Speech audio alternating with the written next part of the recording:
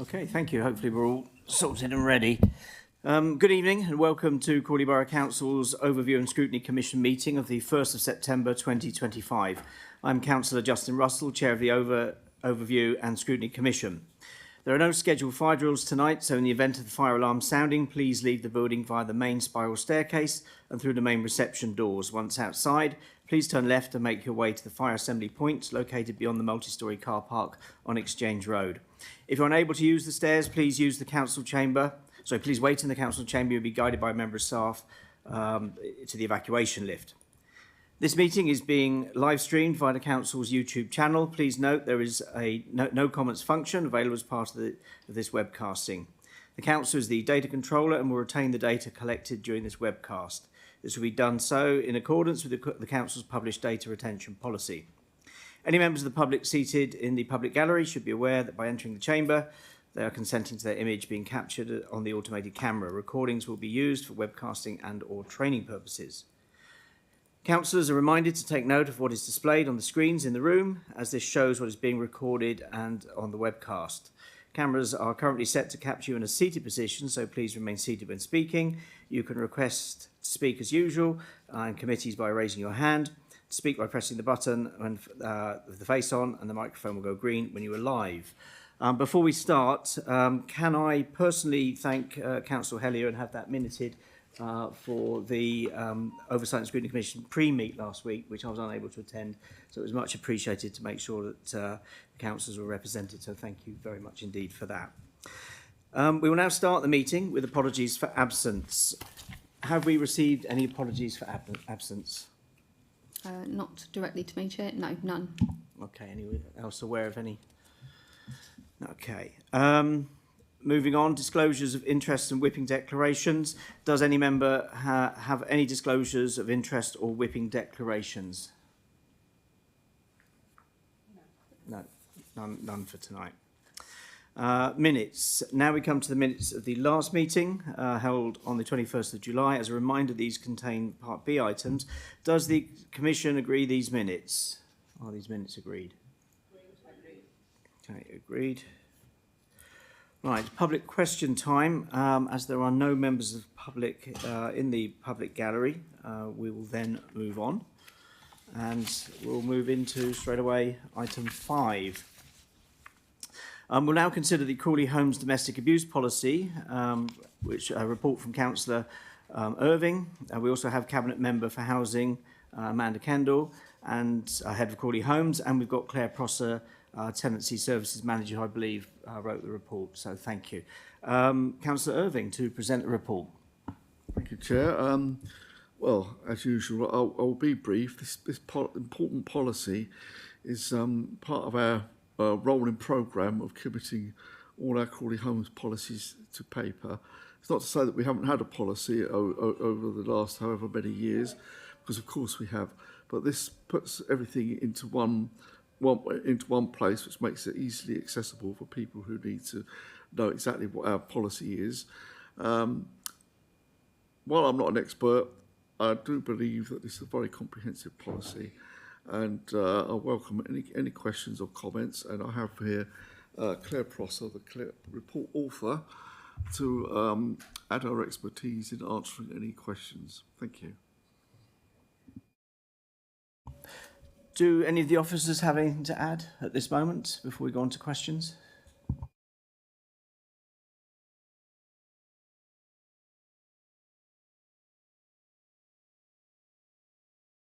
Apologies. So, as Ian said, it forms part of our policy programme.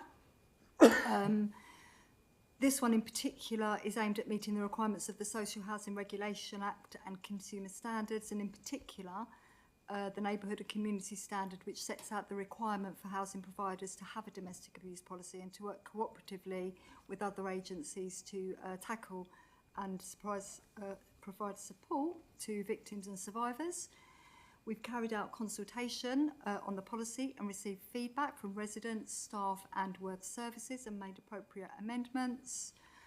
These are set out in paragraph 6.3 of the report. The aim of the policy really is to clarify for customers on the service that they can expect to receive if they experience domestic abuse, clarity for staff on their responsibilities and duties in relation to managing cases of domestic abuse, and importantly, it will ensure that we provide an effective and customer-centric response in all cases. A few key points to note are the policy sets out the definitions of domestic abuse as per the Domestic Abuse Act 2021. It provides examples of some of the behaviours that might be considered domestic abuse, provides information on how victims and survivors can contact us and also where they can seek help, and sets out how staff will respond when dealing with cases and the partners that we might work with to reduce risks. It also notes that we might take tenancy action against perpetrators under the tenancy agreement when a person causing the harm might remain in situ at the property. Also, something that's not mentioned in the report or the policy, we are also looking into accreditation with the Domestic Abuse Housing Alliance, which is designed to improve the sector response to domestic abuse, and they provide training and all sorts of advice and accreditation. So that is something that we are looking at presently. Thank you. Okay, thank you very much for the presentation and the brief summary. I'll now open it up for questions and discussions. Do councillors have any questions, please? Councillor Ramsey. Thank you, Chair. And yeah, thank you for putting together the report. Yes, and the policy is pretty comprehensive. I just had one question, which kind of potentially leads into another, which is in section 1.1, it says, domestic abuse is a serious crime that has a significant impact on victims, survivors, their children, and other members of their households. I was just wondering, does other members of their households include family pets? And what consideration is... I couldn't find anything about pets in the policy itself, so I was wondering what's the standard practice for family pets, because I'm aware that there are charities that kind of offer to kind of host family pets in the kind of immediate aftermath, and I was thinking it might be a good addition to the policy to have that in the help for the support for victims section later on. Thank you. Well, we haven't come across that so far. We have had other cases not relating to domestic abuse where we have had issues with pets when people have had to move from their homes. So that is something that we would take into consideration when kind of working on a case. But I'm not sure it would be right to actually put it in the policy because it can be quite difficult for us to secure support, and it is the tenant's responsibility. Whilst we would work with the tenant and the family to try to find appropriate means for them to have their pet cared for, it would remain their responsibility. I saw Councillor Ayling first and then Councillor Lanza.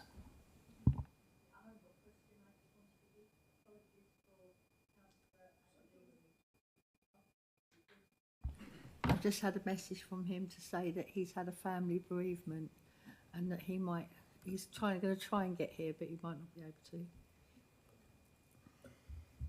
Right, on to Councillor Lanza.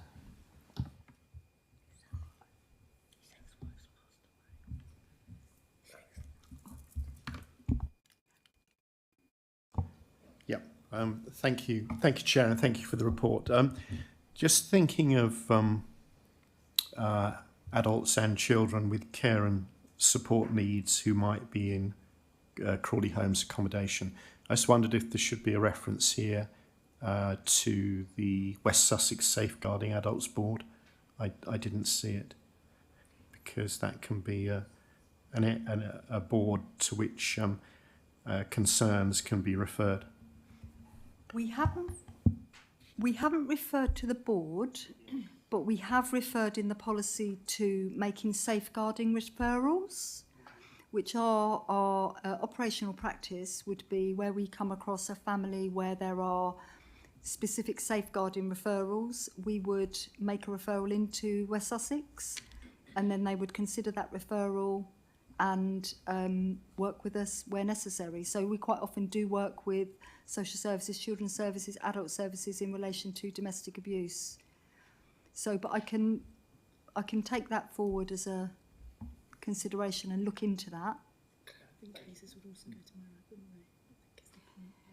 The cases also do go to MAROC. So cases that meet the threshold for the MAROC referral, which is the multi-agency risk assessment conference that reviews high-risk domestic abuse cases, they would be present on that panel and would be actively contributing to the risk planning on a case-by-case basis. I think it was Councillor London first and then yourself. Your mic's still on. Sorry. Thank you. Thank you for the report and the policy. And I've got a few questions. Obviously, it's disappointing that we have to have this policy, but nevertheless, the reality of the times that we live in. First of all, I just wanted to understand, it sort of alluded to it in the report, but from what I could tell, most of this was already happening. We just didn't have it formalised in a policy, and I just wanted to clarify whether that was the case. Secondly, it talks about a consultation, and it talks about some tweaks to the policy, which is wonderful. I just wondered what the general theme of the feedback was. Was it positive that we were doing it? Was it sort of individual case stories that weren't particularly relevant to the policy? I just wondered if you could give us a flavour of that consultation. And thirdly, and it's a very difficult question, but I've had some cases before which make me ask about it. What do we do, or what would we do where we had multiple claims of domestic abuse from the same household sort of directed towards each other in effect? You know, how would we deal with that situation? Thank you.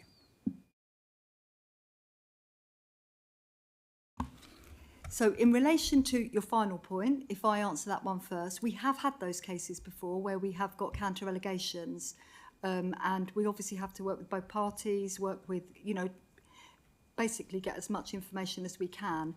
In the particular case that I'm thinking of, they were in quite a large property, and actually the outcome of that was that we actually provided both occupants, both residents, a one-bedroom property or a smaller property, but which didn't exceed the total number of bedrooms in their current accommodation. But we work with partners, so we would be working with the police, social services, the MAROC to kind of get to the bottom of what is actually going on. In terms of the feedback from residents and from other contributors in terms of the consultation, there were various responses. Some were around the wording of the policy, some were which we tweaked. So, for example, there was reference to we should be consistent with what we call victims and survivors. So we decided to call them victims/survivors because some people want to be called a victim, some people want to be called a survivor. There were other, so for example, from Word Services, they made some more detailed feedback around things that we needed to include. So, for example, officer responsibilities, which we hadn't included before. I mean, I can have a look at the feedback if you want and share that now, or... No, it's just to get a flavour and get an understanding of what it was, and you've given that, so that's a good answer, so thank you for that. Yes. Sorry, what were your first 2 points? No, it's just to the first one, which was just confirming, it sort of alluded to that all of this was already happening. This isn't new procedures. It's just we've now documented it formally in the policy. So I don't want residents to think we didn't, you guys were just sitting there going, oh, wonder what we'll do. This was already good practice that we were performing, and it's just now been formalised in the policy, which I think is a simple answer for you. Absolutely. We did have a very comprehensive domestic abuse guidance for our team. So we already had that. So we've kind of included that within the policy, and obviously we have made it more of a policy than just a procedure guide for staff. Councillor Hellier. Thank you, Chair, and thank you for the report. I just really have got a couple of questions which I did allude to at the pre-meeting, and one of them was how easy is it to identify cases of domestic abuse when we don't have people that perhaps are in a position to actually report it themselves? How would we as a council deal with that? And the second part is leading on from that really is we have a number of outsource people who go in and actually perform things such as repairs and things like that in homes. So how would we deal specifically with the outsourced partners who go in, given that the tenants could be at a high risk of abuse, and we wouldn't want to obviously do anything that would actually sort of, if you like, unsettle their personal circumstances. So how do we deal with that within the policy? So within the actual policy itself, so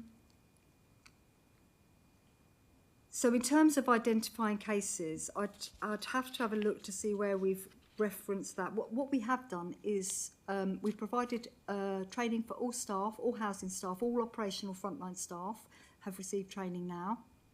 And that training has, with Worth Services, that training has been quite detailed. I think it was almost a 4 days training, so it was really explaining to staff what the signs to look for are. So we haven't necessarily put all the details in the policy because it probably wouldn't be appropriate to put that in the policy.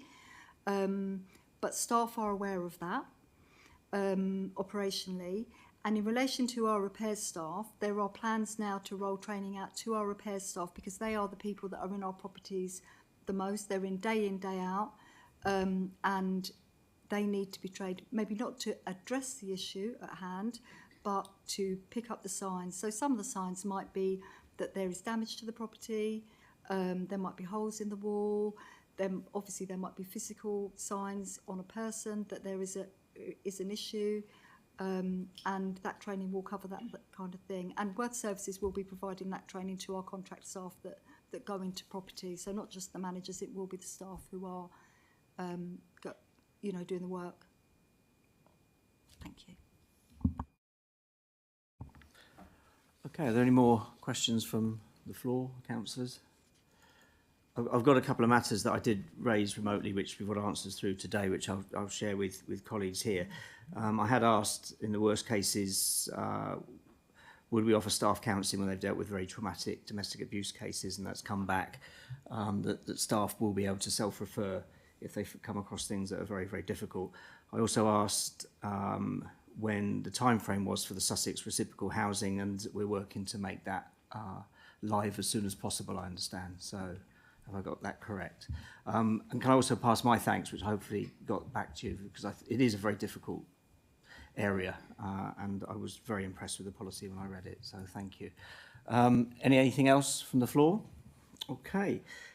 So all committee members have had the opportunity to speak, so I'd like to thank, as I have done already, officers for the report and the interesting answers, valuable answers to those that have come up. I move that the Commission notes the report and request the views expressed during the debate are fed back to the Cabinet through the Commission's comment sheet, and I ask the Vice Chair to second, please. Is that agreed? Yes, okay. So after the meeting, are we agreed that this goes forward? Okay, thank you. Right. Okay, thank you. Good. Moving on, we'll move on to the Crawley Homes Complaints Report and Service Improvement Plan from Councillor Irvine and Amanda, and thank you, Councillor London, for correcting my pronunciation earlier.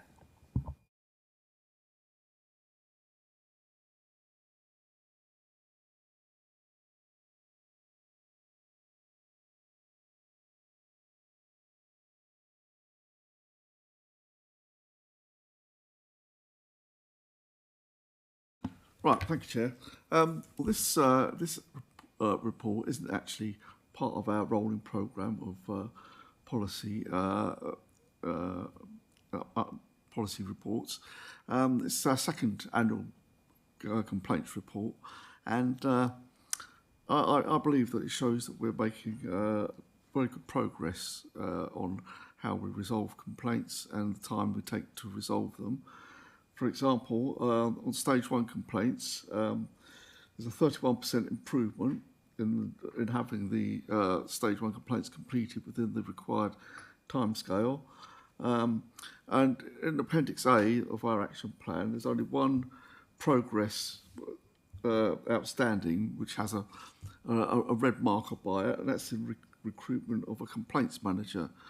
And I believe that the reason for that is that basically no one seems to want the job. So I have Amanda Kendall here, head of Crawley Homes, to help answer any questions. So any comments are absolutely welcomed. Thank you.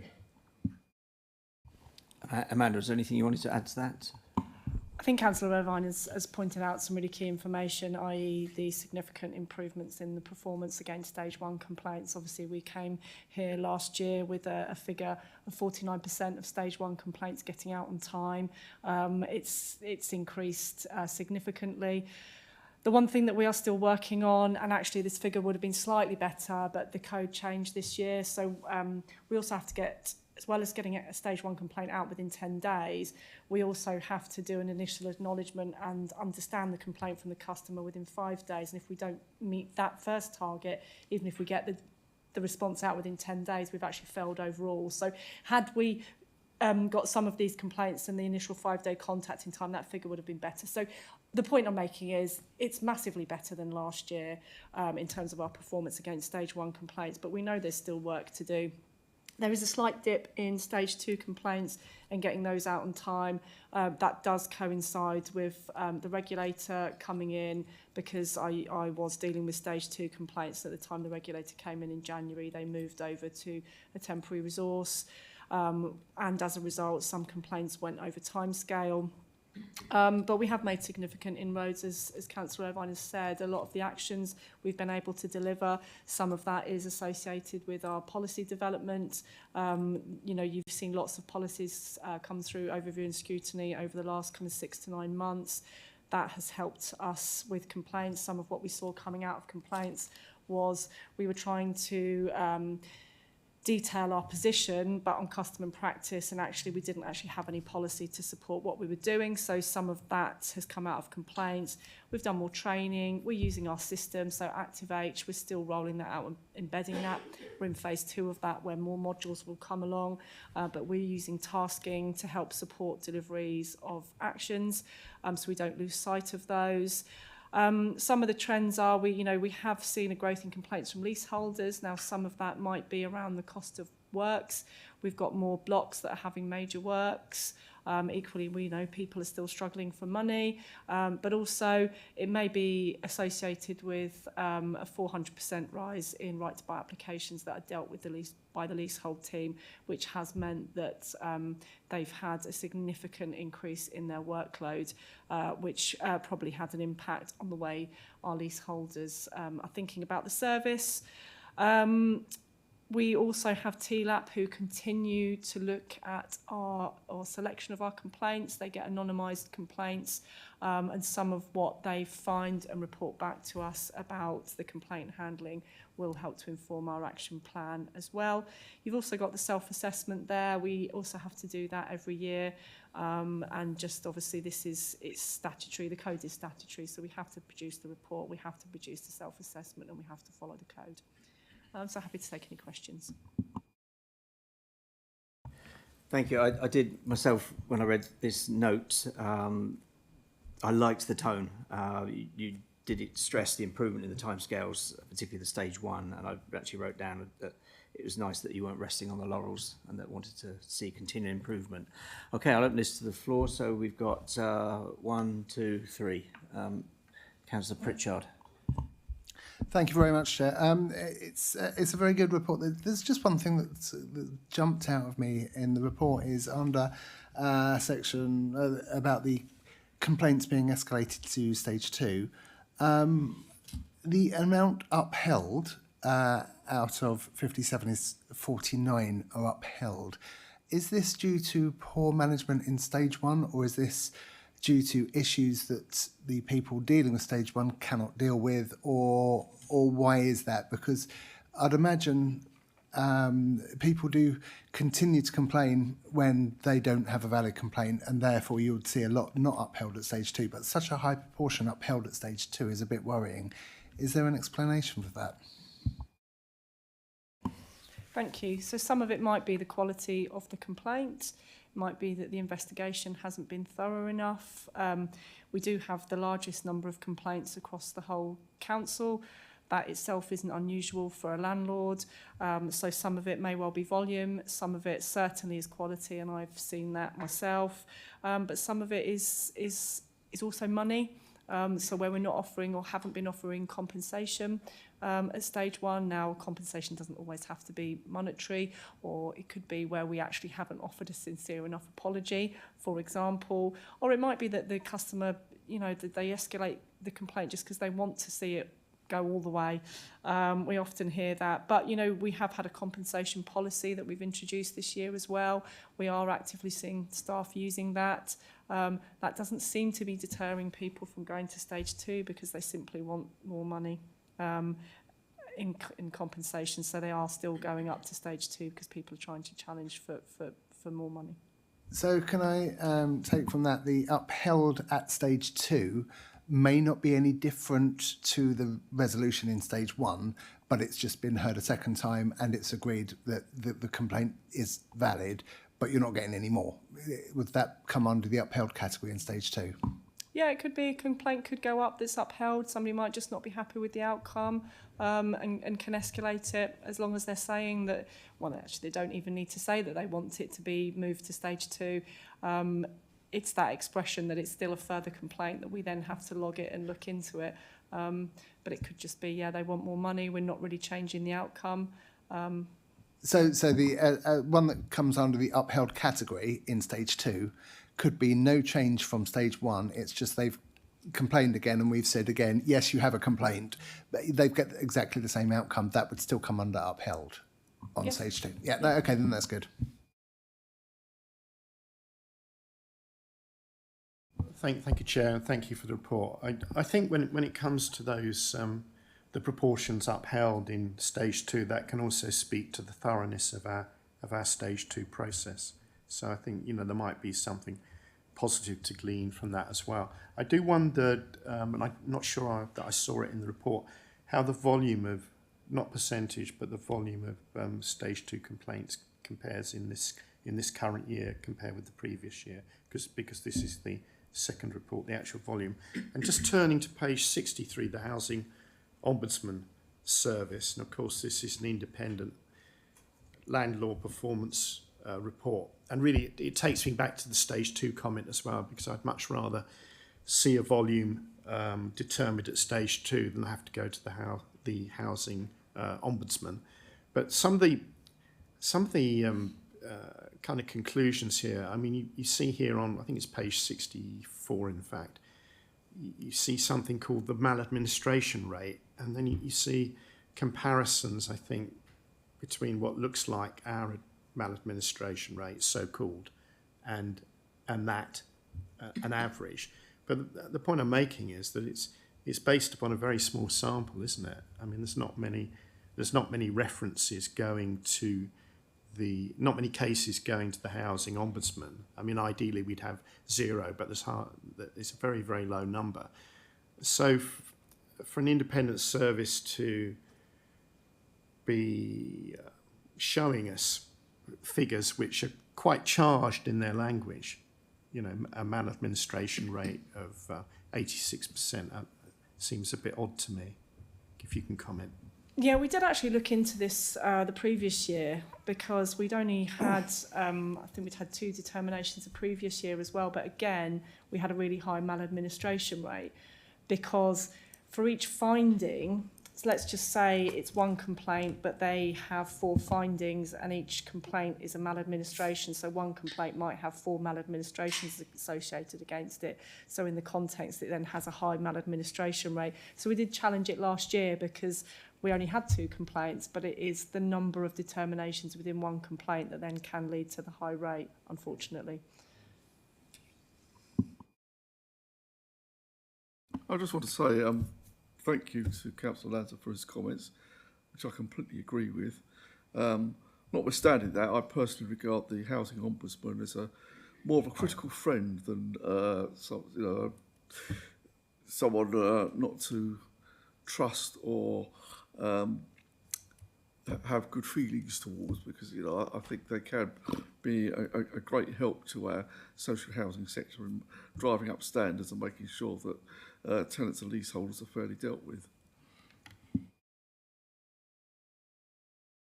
Is that okay, Councillor Lanza? I think I asked about the volume of stage twos compared with the previous year. They do continue to increase. We're not seeing a decline at all. We had a reference earlier to a complaints and disrepair manager post that we've not been able to secure. So there's still currently a temporary arrangement for stage 2 complaints within Crawley homes because the volume can't be managed anymore. I used to look after them all. The volume just can't be managed. So it is increasing. It's not slowing down despite all the work that we're doing and all the work that we're doing with teams, all the things that we're putting in place, all the performance managing we're doing. But that's what's been seen across the sector as a whole. Councillor London? Yeah, it's actually on a very similar theme to Councillor Lanza, but on a broader scale of what we don't... Thank you for the report. Again, good report. And maybe Councillor Irvin's last report for quite a while. We'll miss you. We haven't got is a comparison to last year in the total number of complaints, and what would be useful to get a feel for is, and I think I know from what you just said, but broadly our complaints, the total number of complaints going up or going down. Obviously what we'd like to see, for good reason, is the total number of complaints reducing. Presumably that's because residents would be happier with the service they're providing. I know across the sector that's not necessarily what we're seeing, and that would also be good to be brought out, but it would also be good just to have that sort of top level figure within the report. Although the policy is not necessarily about what's lead to those complaints, it's about how we deal with the complaints when we get them, but it'd still be nice to get that feel for how many complaints we're getting, and then to follow on to Councillor Lanza's point, to also detail exactly what's getting to level 2, because when you're getting to level 2, of course, they're not happy with how we've handled the complaint. No matter how the complaint originated, they're still clearly not happy with it. So getting both those comparisons each year and seeing whether the percentage ones being continued to level 2 is decreasing would be interesting to know as well. So we could have those for next year. Don't need to change it for this year, but if we could have those for next year, that'd be great. Thank you. Yeah, we could certainly look to add that narrative in before the report goes to Cabinet. That would be fine. And I think also just to note that although complaints continue to be high and continue to be high across the council, the regulator of social housing did say there was evidence of strong performance management of complaints and good handling of complaints. And I think that's really important to say in this context because it isn't in the report. Councillor Hellier. Thank you for the report. Thank you, Chair. Just one question, really, and we discussed it at the pre-meeting. It was just, we talked about the systems of complaint handling changed. So perhaps you could just give us a little bit of an overview, because I believe it helps us now to actually identify the complaints, how they're input, and how we sort of move them forward, which would help us in the future. Thank you, Councillor Helly. How we're using our housing management system. Yeah. So complaints come in and are managed through Dash, which is a corporate platform. But within Crawley Homes, because of the volume that we get, and we recognise that we were at times losing sight of some of the actions arising from complaints, we are using ActiveH and the CRM function within that to use tasking to allocate tasks arising from complaints to people, and then performance manage to make sure we're not losing sight of those. So we are using our own housing management system as a follow-up to what happens in Dash, where the complaint is managed and all the case files are kept for the complaint. Yeah, I haven't really got much more to add to that, but that's pretty much what we talked about, wasn't it? Yeah. Okay, are there any other questions or any other comments? If not, all committee members have had the opportunity to speak, so I would thank the officers for obviously a very interesting report, but the robust and informative answers. So thank you very much. I move that the Commission notes the report and request the views expressed during the debate are fed back to the Cabinet through the Commission's comment sheet, and I ask the Vice Chair to second, please. Yes, I second that. Okay. Is that agreed? Okay, brilliant. Thank you. Right, moving on to item 7. I'll just give This is the financial outturn reports, so I'll give people a chance to change seats.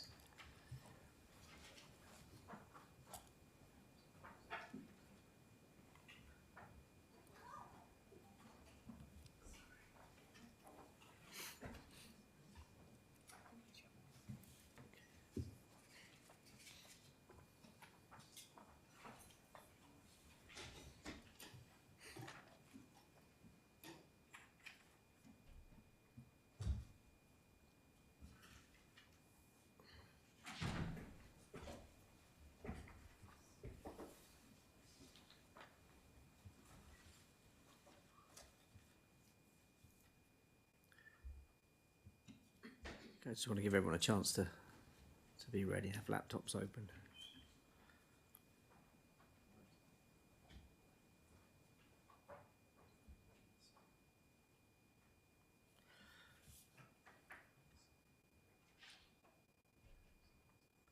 Okay, we'll move on to the financial outturn reports 24-25 Q4 report from Councillor Jones, Leader of the Council, Carolyn Martlew, Head of Corporate Finance, and Vicky Basley, Chief Accountant. Councillor Jones, can you please introduce the report? Thank you. Thank you, Chair. On this occasion, I have great pleasure in presenting the final revenue and capital outturn for the year ending 31st of March 2025, highlight the key variances and giving an update on reserves. Members have been aware that robust budget management and careful reserve management was necessary during 24-25 to keep above the £3 million recommended minimum balance recommended by the Council. The outturn for 2024-25 is significantly favourable, 1.432 million against the original budget. This is despite, since the budget being set in February 2024, the Council facing a number of significant challenges. General cost pressures, including expenditure on homelessness, temporary accommodation, continue to increase during the year. The commercial property sector is also facing challenges, which resulted in an adverse outturn in this area. The Council has benefited from increased investment income, which together with careful reserve management enabled a contribution of £367,000 to be made to the general fund balance. The key financial outcomes, the general fund outturn was 918,000 more favourable overall. Our net service expenditure was 1.566 million adverse, mitigated by a favourable variance from investment income of 2.484 million. Careful management of earmarked reserves allowed an additional amount to be added to the general fund balance, which closed at 4.177 million, which was an improvement of 1.432 million against the original budget of 2.745. I can say that I'm extremely pleased with this result, which leaves us in a solid financial position and is a tribute to the financial prudence of this Labour administration and the advice and expertise from our council officers. While this leaves us in a solid place, Chair, I would still need to acknowledge we need to be vigilant and that if financial pressures were to worsen, we are still not in a wholly predictable position. But we face those uncertainties at least from a solid base. Addressing the major variances, in terms of the adverse ones, the investment properties, the full year void costs of Ashdown House come to £625,000. It was necessary to keep the plant within the building running, which necessitated regular servicing and monthly monitoring, as well as some maintenance and repair work. Other costs included site security and void rates. Commission members will know the arguments and the benefits for the local economy and small and medium-sized enterprises when we achieve our goals with Ashdown House. This was thoroughly discussed previously, and I recall members of the Commission being supportive of those goals, which was gratefully received at the time. If it was not for the RAC issue, which has added some unpredictability to the entire project, we would perhaps have already been there. We could have certainly done without the expense, but sometimes it is worth spending a little more to do the right thing. In terms of our operational properties, these generate well over £5 million each year. These properties are subject to an element of turnover of tenants, rent reviews and lease renewals, which can be at less than favourable terms than expected, and meant the overall shortfall in anticipated income and void costs for the year amounted to 511,000. We hope that this level will not be as high as this at the end of this financial year. In terms of temporary accommodation, as I said earlier, homelessness continues to be a significant pressure, and the cost of temporary accommodation exceeded the budget by £1.58 million. However, this was offset by grants and subsidy recovery. We do still need the government to unfreeze the housing benefit subsidy cap from 2011 rent levels, but because we had more grants in the last year, this has helped limit our exposure, which is welcome and deserves genuine credit. But future grants, of course, are not guaranteed, so a resolution of the underlying funding issue is still needed as well. In terms of favourable variances, our IT licences have been reviewed and renewed, and there's a £180,000 saving on corporate IT licences as a result of the rationalisation. That's extremely good work from the team, and I thank them for it.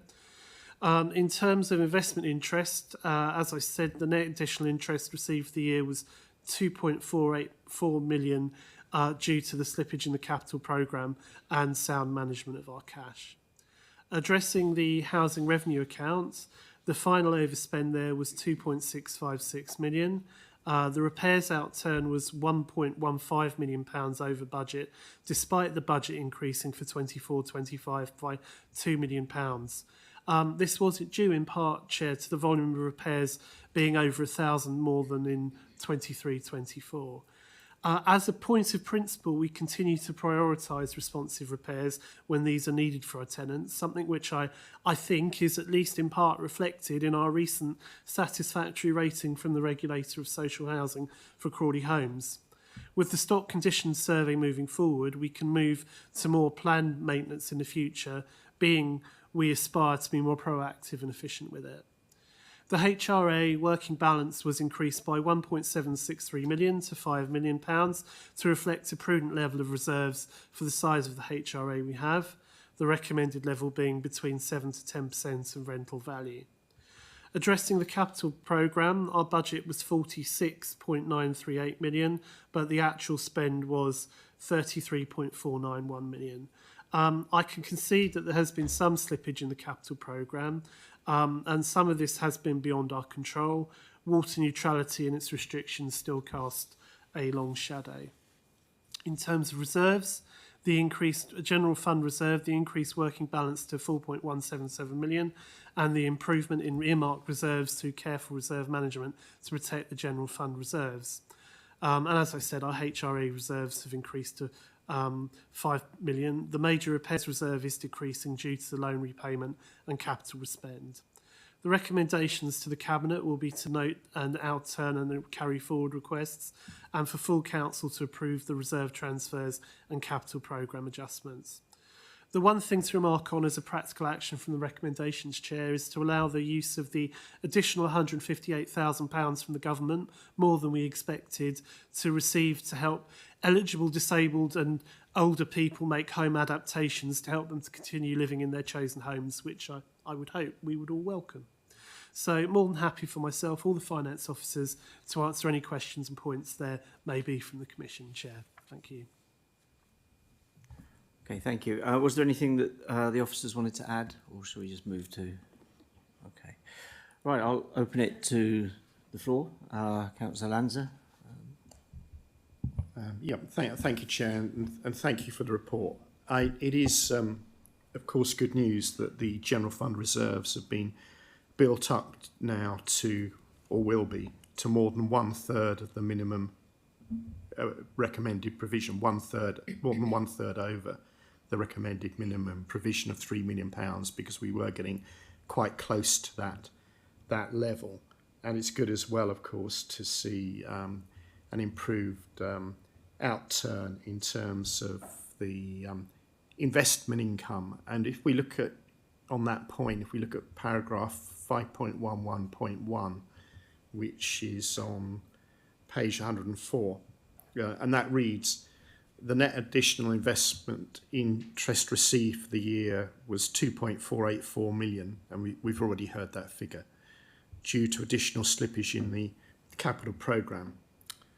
it doesn't mention interest rates there, but I would think they're a factor as well in terms of interest rates.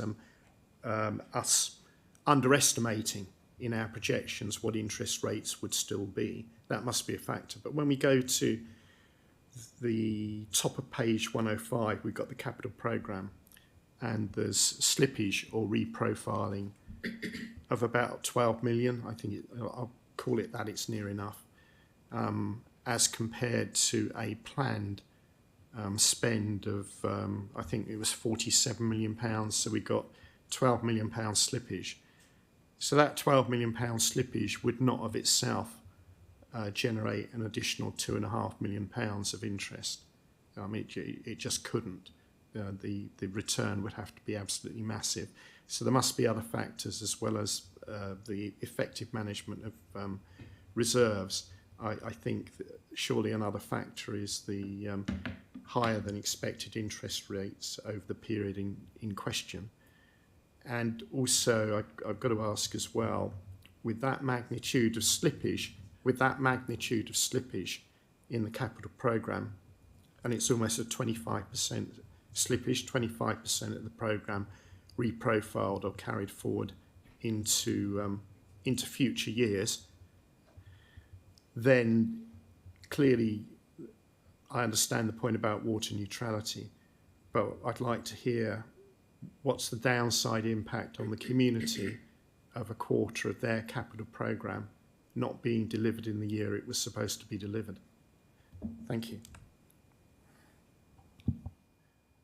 Okay, who would like to take that one?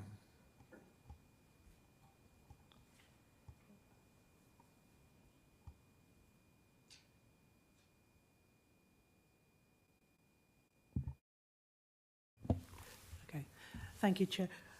So I wasn't prepared for quite such a detailed question, but I'll do my best to answer it tonight, and I'll follow it up with a written answer if required. It's mainly to do with the town's funded schemes slipping. They're very large schemes, but they have to be delivered by the end of this year. Some of them are not our schemes. For example, there's a large scheme, Crawley College running for us, and a significant amount is to do with, unfortunately, the development budgets. We've got a very large capital programme to do with buildings, and as the leader of the council has pointed out, we are still suffering from water neutrality and various other things that are holding up those bills, but they do seem to be picking up in the current year. I mean, I hope that's sufficient for tonight, Chair. Yes, of course. Yeah, thank you, Chair. Well, I understand the point you make, and I think the other substantial part of what I was asking was, I think it's kind of useful to, when we talk about the improved revenue position, to understand the relative influences of the slippage in the capital programme, what the leader referred to, I think, as the careful management of reserves, and a third factor would be us underestimating the level of interest rates over the reporting period, and if we'd underestimated that, that would also tend to boost the position as well. And there might be a fourth factor that I haven't even mentioned. So, if I may, Chair, yes, I mean that is quite correct. I mean, as we sort of went through last year, and we've sort of got to think back a year and a half now, we kept expecting interest rates to drop. They didn't. In fact, we are still benefiting from higher interest rates this year. So yeah, that is a slip that should have been mentioned there, and it's probably in the Treasury Management Outturn report, but it is something that should have been included in that paragraph. You're quite correct. Is that okay? Yeah, okay. I think I had raised remotely questions of projected interest rates. Yeah, Councillor Jones. Oh, well, I can't answer that. That would be one for the finance officers, but I was going to add that's something for the else. next item. Yes, okay. I mean, just to respond on the capital programme, obviously, through you, Chair, to Councillor Lanzer, it gives me no satisfaction that there's been any slippage in the capital programme, but he'll be more than familiar from his own time as leader and also at West Sussex County Council that sometimes these things happen, and they don't happen for disastrous or catastrophic reasons. Sometimes it's just one of those things, and sometimes the slippage isn't that dramatic. Some of it hasn't moved that far. I mean, I'm just looking, for example, at some of the slippage for, say, for example, on our temporary accommodation plans. The expected spend is expected for Q2, so this quarter, but should have been spent last time. I mean, there's also additionally we had a land acquisition that was delayed largely due to contract negotiation, but it's on a particular site that Mr. Chowdhury has not yet confirmed that we're allowed to talk about in Part A business, Chair. So I can't go into further detail on that. But I can assure Councillor Lanza that they are in the scheme of things relatively brief slippages, and they won't cause major issues for our overall delivery. At least I hope not. Thank you. Councillor Lunn. Thank you, and yeah, thank you for the report. And it is wonderful news that financials are not quite as bad as maybe we feared they would be, but nevertheless, they're still obviously challenging times for us. I'm sure the budget process setting for this year will be a challenge, as it usually is. I just wanted to concentrate a bit on what I nearly always do, the bad bits of the news in this report. So sorry for that, but it is overall, good news. I just want to highlight that. Specifically, I'm going to be in Appendix B, and I'm going to be on page 110. And the one title is Operational Properties. I'm not sure I'm entirely certain what we mean by operational properties, so I wanted to understand what those were. And then there was a very big sort of jump from Q3 variation of 235,000 overspend to a 511,000 overspend, and it says unable to recover insurance premiums with buildings. But since I don't know what the buildings are, I'm just a little bit confused on that. We know all about Ashdown House, we've discussed that before, so I don't particularly want to concentrate on that. The other one was around the economic planning team saying that they're not quite as bad as they thought they would be because of a major application was received in Q4. I was wondering, do we know what that application is? Can we be told what that application is? Because I'm not sure I know what that application is, but I could have just forgotten. That is entirely possible. I think that was it for me. And just to comment on slippages, I mean, I've been a councillor quite a while, and I think we've had capital programme slippage every single year, and that's not that might not sound very good, but it is just something that happens. You have a best intention, but programmes nearly always can't move to the left; they can only move to the right, and that's just inevitable of what will happen. I'm sure all of us are desperate to get all these programmes done. I'm sure the slippage on the Three Bridges right turn has been quite significant, and that's involved multiple councils and public sector bodies. So nobody wants to see slippage except maybe some residents on projects they don't like. Okay, do we have some answers on those issues that are raised? Operational properties and yeah. Not convinced, but without having the head of planning here, but we think the Q4 planning one might be the Tinsley Lane application, but possibly, maybe. No, maybe it's not. Okay, apologies. No, there we are. It's not. Okay. Shall we min it for? We might have to look into that one for you, Councillor Lunn. Right. Okay. And the operational properties? Okay, the majority of the operational properties are the parades, but it also includes some smaller ones, and the only one that springs to mind at the moment is Coffs Park House, but there are others as well. So you've got the investment properties, which were the ones that were specifically purchased for income, and the more historic ones, that are legacy properties, are the operational ones. Sorry, thank you. Thank you for the answer. I guess my question is, what specifically, and I'm not entirely clear from the entry on that page, what specifically has led to the effectively £250,000 jump in overspend, not receiving the amount that we wanted to, that has, in between Q3 and Q4, what's basically happened to lead to that, £250,000 disappearing? Chair, you can't look at the figures quarter to quarter because they're annual estimates. So although the estimate has increased, it won't be specifically for certain properties. It's a composite amount, and in total, that 511 is due to insurance premiums due to empty properties where the council ends up holding the full cost to something which should be earning us interest. So it's a sort of, trying to put it simply, it's a double whammy. You don't get the interest, but on top of it, you then have to pay insurance, you have to pay void rates. And just for the size of the portfolio, if you think that these are generating £5 million worth of income, I mean, £500,000 is a bad outturn against your budget, but you've got a big budget. It's not as though you've got a £2 million budget. It's all proportionate, Chair. Thank you. Just one follow-up to that, and thank you, that makes sense. I guess the question then is, I know in some cases we have what we call like an equalisation fund, or a sort of an overspend fund. You know, we deliberately take some of the money we get some years and put it into a fund to balance out the bad years. Do we do that with our operational properties? Because obviously we will have years when the big properties aren't rented out in the same way. And I just wonder if, I mean, it's just an accounting trick, obviously, you know, it's how you manage the money. But I just wonder if we do that to try and mitigate these bad years, as clearly this has been not a great year. We don't want to have a £500,000 underspend there. Chair, I think the easy answer is we used to. Unfortunately, because we've had the sort of empty floors of the crate building, that sort of wiped our reserve out.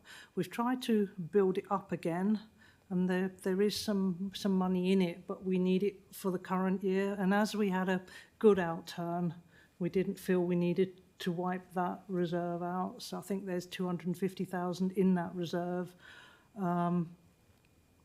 I prefer to show numbers gross because I think it gives you a better idea. If I told you that variance was 250,000 and then, you know, it could be hidden in the reserve statement, I prefer to have it out in front. Gives you the chance to question me on it, painful as it might be. Thank you, Chair. Councillor Hellier. Thank you, Chair. It's just really leading on from that theme, really. How do you see things sort of moving in terms of the finances? We've got the costs of, obviously, the voids that we're holding in terms of property. We've got the new town hall costs that we alluded to. We've got the Create building, which has still got empty floors. So how do we see it in the town as a whole? Because I think there's quite a, you know, as Councillor Jones sort of alluded to, that we do see sort of some issues in the commercial property sector. That's my first question on that. And the second one is just we've got an underspend on garages, which again I'd mentioned at the pre-meeting of 454k. My own experience is, certainly where I'm ward councillor, is that some of the garages are in desperate need of some TLC, shall we say. So how do we see that sort of moving forward in terms of the budget? Because an underspend is fine in the financials, but the reality is we could have some problems and perhaps some real spending issues that we need to address moving forward. That's my two questions. Councillor Jones. Yeah. I mean, by all means, if Caroline wants to add anything, I'm more than happy for her to do that. I mean, obviously, I think Councillor Hellier, in terms of vacancies as a whole in the town, obviously the council doesn't own most of that, so I can only speak to what we have. I mean, the Create building, we are actively looking to fill the remaining floors. We are not more than half empty, as some people have chosen to describe, because that doesn't take into account the fact that we need a presence and we need offices within the town. Without going into sort of part B business, I can say that we have issued terms for two different companies, which would take up 3 1/4 floors in, or three quarters three quarters of a floor, or the equivalent of 3/4 of a floor. We are looking to be a bit more responsive as well in terms of, or flexible in terms of the size of the offices that we might let out. We think that's a pragmatic but a sensible thing to do. And we're in discussions at the moment. However, we are, of course, if any speculative company would wish to come forward and take all the remaining floors, we would be more than happy to oblige them on that as well. Again, it's as soon as I can update members, as I've said before, I will, and we certainly want to get more people in. We think this is a prime office location. We think they're excellent quality offices that you won't be able to find anywhere between London and Brighton otherwise. In terms of Goffs Park House that was being mentioned, we're actively taking steps with Goffs Park House, as you'll know, being a member of the working group. At the moment, the dilapidations money that we got from the previous tenant has been used to actually address some fairly important not structural issues as such, but sort of the external appearance of Goffs Park House, and I feel a great level of optimism for its future in the medium term.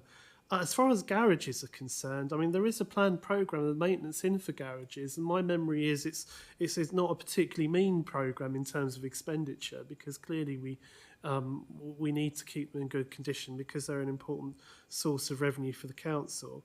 But I will, as you've raised the point, I will have some conversations with officers just to assure ourselves that the right amount of maintenance and repair is going in to keep them in a good condition, because clearly we understand that, and I've certainly been made aware of an issue in some of the Ifield garages recently, so I can promise you that we're not complacent on that. Is that satisfactory? That's okay, yeah. Are there any other issues from councillors? I've got, sorry. Oh, sorry. Councillor Khan, and then I'll have one short one before we move on. Thank you, Chair, and thank you for such a comprehensive report. Just looking at obviously the TA being a massive expense for the council, and obviously year on year going up, and I understand examples given in the past that of flow of water, and we need to sort of manage the number of people coming in. But are there any practical things we're doing at the moment to try and reduce the cost, like renegotiating nightly rates with suppliers, looking at potential buildings which are not being used to possibly acquire and then try and minimise the cost for TA? Is there anything along those lines we're looking at as a council? Thank you.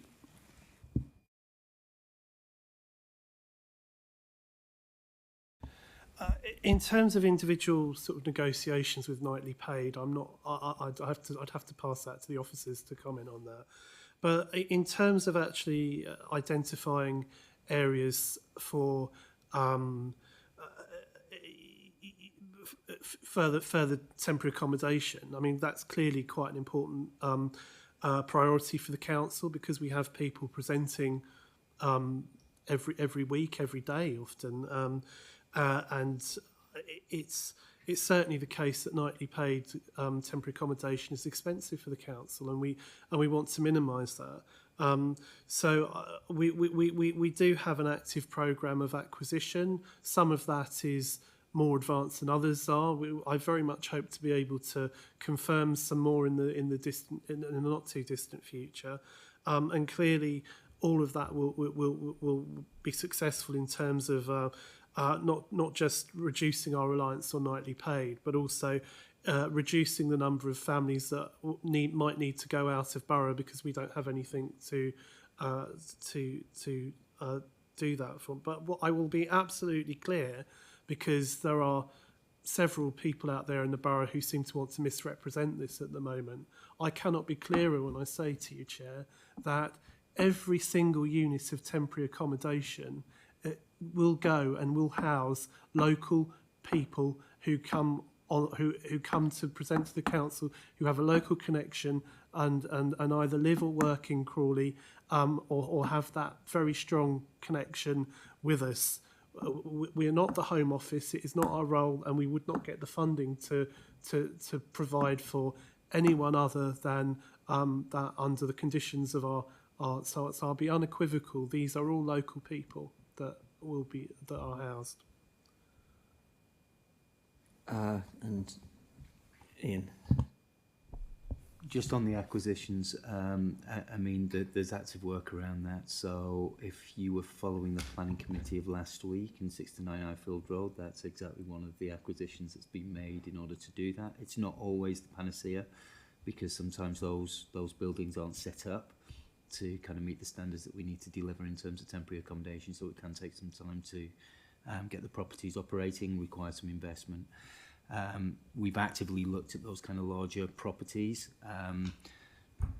within the borough, and sometimes even kind of trying to think out of the box and around the borough as well. But it's more challenging than you might imagine to get a building that stacks up and actually works. The other area that we're looking at in terms of acquisitions at the moment is larger properties. Trying to find accommodation for larger families is difficult and is massively costly. So that's another area where we think we can start to make a dent in this. In terms of negotiating prices, an awful lot of the accommodation we do at the moment is kind of spot purchase rather than kind of coming to a rental agreement with a provider. We have had a look at those and remain open to those if the right offer comes along.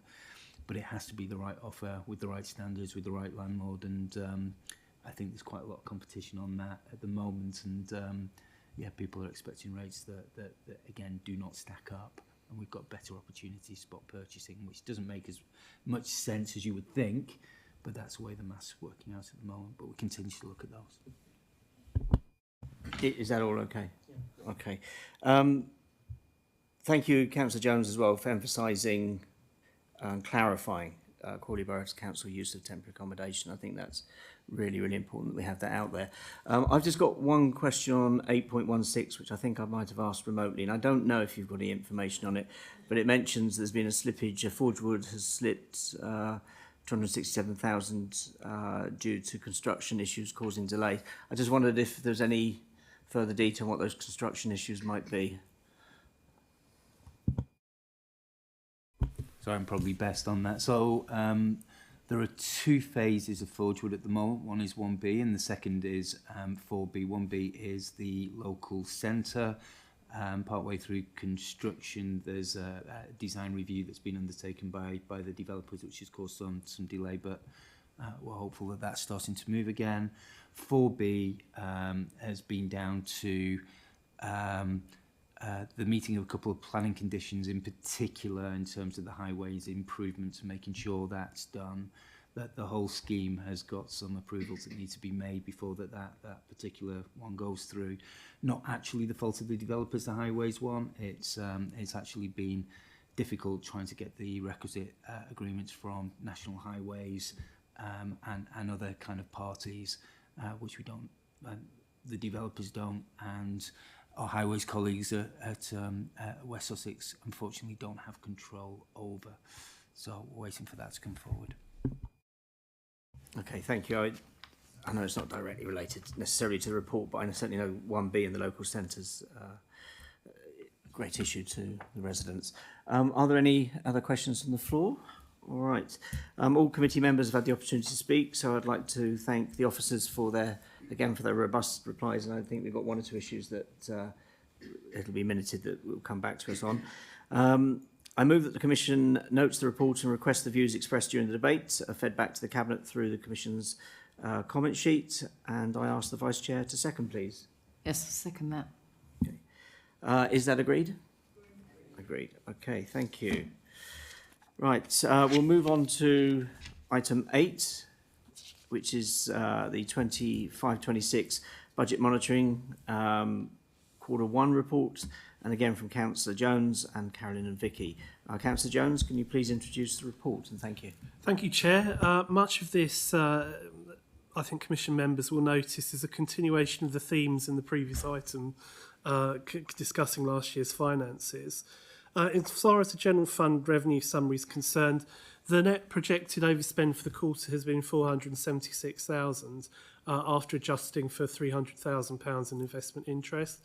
The major overspends are much as they were. The investment properties, we continue to incur void costs for Ashdown House until the works to repair the building began. This is forecast at 350,000 and includes necessary spend to keep the plant within the building running through regular servicing and monthly monitoring. Other costs include site security in line with increased precautions for managing vacant properties. Temporary accommodation, homelessness continues to be a significant pressure on the council's budget. The projected variance is a further net £464,000, which is expected to be offset by additional grant income.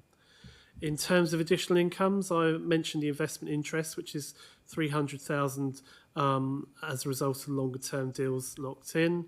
And however, whilst the council has a good track record of generating return above the budget, a drop in interest rates and forecast capital spending will make it challenging to do as well as previous years. The extended producer responsibility grant, the final allocation of this grant gave the council a further £106,000 above the previously advised figure from the government. And the National Insurance Grant, the final grant determination came in at 244,000, which is 44,000 over the budgeted amount. As far as the housing revenue account's concerned, we've got a forecast overspend of 156,000. That's mainly driven by disrepair claims, but that's been offset slightly by the HRA's share of additional interest generated on investments. As far as the capital programme is concerned, there's probably the most detail to talk through here. There's no overall change in the spend as reported at Q1, but there are a couple of environments and a supplementary estimate. With the Crawley Innovation Centre, we're proposing a £646,000 environment from the Towns Fund for unforeseen work and to establish a working capital budget for the managing operator to maximise the offering at the centre and thereby revenue generated. We're immensely proud at this council has been achieved and the potential for the Innovation Centre. It's worth the investment, and this will help us to grow the activities there and continue to have the centre on a firm footing going forward. Play schemes, there are 6 new play scheme improvements, 489,000 funded by Section 106 and SIL. This coming year we'll see deserved investment in play areas in Tilgate, Northgate and Ifield, but we are conscious of others for future years. Can I reassure those ward members for which that might be applicable, and these will be reviewed in the near future. There's an additional supplementary estimate of £79,000 for our housing management system, with new modules to enhance use and deliver additional benefits. This is a large, ambitious system, and I'm sure Commission members need no reminders that IT projects often run overestimated budgets, but we are confident this is the end of it. As far as the right to buy receipts, we've had 33 received in Q1, and as of Q2, and we're not at the end of it yet, we've had 14 completions so far. This is well above the average of last year, and the team is steadily working its way through the significant additional number of applications submitted, which was caused by the deadline to apply before the terms of such discounts became less attractive. Looking at the reserves, General Reserve, the opening balance is 4.177 million, with a forecast closing of 3.939 million, which is still well above the £3 million minimum. Again, just to stress that this is well over £1 million higher than the original estimate that we thought we'd end with. As far as the HRA's reserves, we've got the working balance remaining at a prudent 5 million, as I referred to. And Treasury Management, all Treasury Management activities undertaken during the quarter complied fully with the principles in the Treasury Management Code and the Council's approved Treasury Management Strategy. Thank you, Chair. Okay, I'll open that to the floor. Are there any councillors with any questions or comments on that? Councillor Lunnan. Wonderful, thank you very much, and thank you for the report. Just a quick couple of questions. The significant overspend on what's mainly Ashdown House, that 562, well, the 350, when does that assume that we'll have tenants, roughly, we'll have tenants in Ashdown Head? So if I can ask that, I don't know if I can, that might be a part B question. And secondly, on temporary accommodation spend, we're already projecting £1 million more than we budgeted in the budget. What's led to that £1 million increase, and what, I guess my question is, why do we keep under budgeting for something that we've under budgeted for the last 1, 2, 3, 4 years? You know, why aren't we budgeting correctly for it? Why are we always still under budgeting for it? And it says we assume that the Chagosian temporary accommodation to be fully reimbursed by the government. Obviously, if it wasn't, currently it's sitting at 2.5 million. You know, we've currently got a reserve of about 4 million. Our reserve would be, you know, well under what we consider the minimum limit. So how confident are we? It says it's expected to be fully reimbursed by the Government Home Office, but how confident are we? Have we had written, you know, are we confident putting that in our budget that we will get all that money back? Thank you. Okay, I'll Councillor Jones. As far as the Chagosian money is concerned, all I can say at the moment is we do fully expect, and we have had something in writing saying that we will receive it. I very much hope that will be the case, Councillor Lunn, in the very near future. We will take steps to pursue the matter if that should not be the case. I think in terms of the TA estimates, I think there are other people more qualified to comment on that than I am. Okay. Yes, thank you, Chair. It is extremely difficult to budget for temporary accommodation. We sort of take a midpoint view because we don't want to over budget. But it is a demand-led service, and I think what's happened is it's not increasing as quickly as it used to. I remember the year when it went up by millions of pounds every quarter. That's not happening so much, but unfortunately, due to the sort of, we're just not developing enough properties for people to move on to, so they're sort of stuck there. But there's not really much else to say. It's a demand-led service, and we do have reserves to cover the overspend, but these are exceptional circumstances. Councillor Lunn, was that? Okay, yeah. Okay. I think I asked remotely what figures were used for the investment income, planning investment income. I think the answer came back, was it 5%? We discussed that yesterday.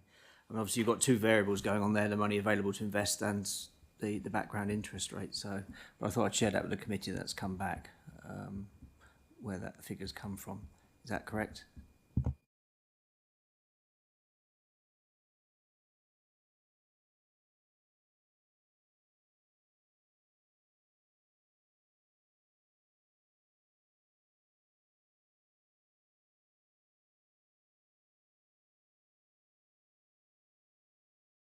Do I use that one? I'll lean over.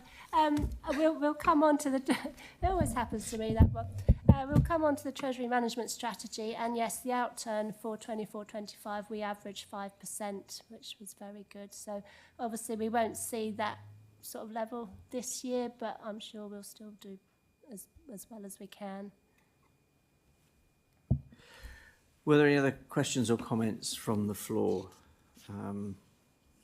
Nope. So all committee members have had the opportunity to speak, and I would like to thank the officers and Councillor Jones and other parties for their replies. I move that the Commission notes the reports and request the views expressed during the debate are fed back to the Cabinet through the Commission's comment sheet. I ask that the Vice Chair seconds, please. Yes, I second that. Okay. Are these recommendations agreed? Okay. Right, move on to item 9, which is the Treasury Management Outturn report from Councillor Jones, Carolyn and Vicky. Councillor Jones, can you please introduce the report? Thank you. Thank you, Chair. The Council approved the Treasury Management Strategy alongside the budget in February. At the end of the year, we are then required to produce an annual Treasury Management review of activities and the actual prudential and Treasury indicators for the year just gone. I'm very pleased to say that this report confirms compliance with the Council's Treasury Management Strategy and policies as approved by members. Capital expenditure was fully financed and therefore no borrowing was required. I'm afraid my thunder has been stolen here. I think the Council received an average rate of return of 5% from its management of its day-to-day cash flows, Treasury investments, despite falling interest rates during the year. This exceeded the average rate that was achieved by other local authorities, and the rate of return we had was in 23-24 was 5%. This is an exceptionally good result once again, for which I express my thanks to the team for their achievements once again and to keep it up for as long as they possibly can. The Council also has non-Treasury investments, its commercial properties, and these achieved an average return of 4.26%. Annex 2 shows that we have a number of good deals locked in that continue into the current year, which also helps explain the good returns we've been getting recently. And the investment strategy focused on security and liquidity and yield in that order as required to keep our cash safe. Whilst this report is to give the outturn position and compliance with our Treasury Management Strategy, it's also forward-looking, which is really important for some of the key indicators, such as debt and investments. We forecast as best as we can and how we're going to pay for it as efficiently and effectively as possible. Happy for the finance officers to answer any technical questions, Chair, and I may offer a view myself if relevant. Thank you. Okay, before I open it up, is there anything the officers would like to add before? Okay. Any questions? Councillor Lanza. Yeah. Thank you, Chair, and thank you for the report. No, it's a comment, really. I mean, I think it is a very good rate of return of, I think, 4.97, call it 5%. I mean, it's almost like defying gravity in the last period under review. So my best wishes for continuing to achieve an above average rate. I think that exceeds probably retail rates, typical, by which I mean personal rates over the period. So it's quite an achievement to have done that. Absolutely. Any other comments or questions from the floor? Okay. So all the committee members have had the opportunity to speak. I move that the Commission notes the report and requests the views expressed during the debate are fed back, such that they are, on the Commission's comment sheet, and I ask that the Vice Chair to second, please. Yes, I'll second that. Okay. Is that agreed, everyone? Okay. Right, we move on to the forthcoming decision list. Item 10. The forthcoming decision list is featured on your agenda and is also in the council's on the council's website. I'll ask Heather to list those that have been referred. So, Heather. Lovely. Thank you very much, Chair. Firstly, you'll see from your agenda, firstly, the OSC is due to receive the petition for the Crawley Park Memorial at its meeting in October. It is also due to receive a report on social housing delivery. This is following a notice of motion that full council received in March last year. That stated that following a recommendation that the OSC should receive an update report during 2025 regarding social housing delivery that took place during 2024. It would also report back on the efforts and progress made with regards to the resolution of the motion. So that's due to come to the October meeting, as well as the petition. With regards to reports on the FDN itself, there are currently 4 reports heading to Cabinet. One of them is the petition. So 5 in total heading to Cabinet on the 8th of October. All of these have actually already been referred to the OSC. So they are the Tilgate Park War Memorial petition, budget strategy, 26-27 housing revenue account business plan, the corporate plan, and building control review of future services. So we've got 5 cabinet reports as well as the social housing delivery. Okay, so what do people want? We've got all of them. Oh, right, so you've got the lot. So You've got the lot. Right, okay. The social housing delivery may move, but currently it's been agreed with the head of service for October. Okay. Right. So you've got 6 reports due. Busy. Supplement agenda. Thank you all. There's no further supplementary agenda. So with the Business Overview Scrutiny Commission, the 1st of September concluded, the meeting is now closed at 20:26. Thank you all very much indeed. Thank you.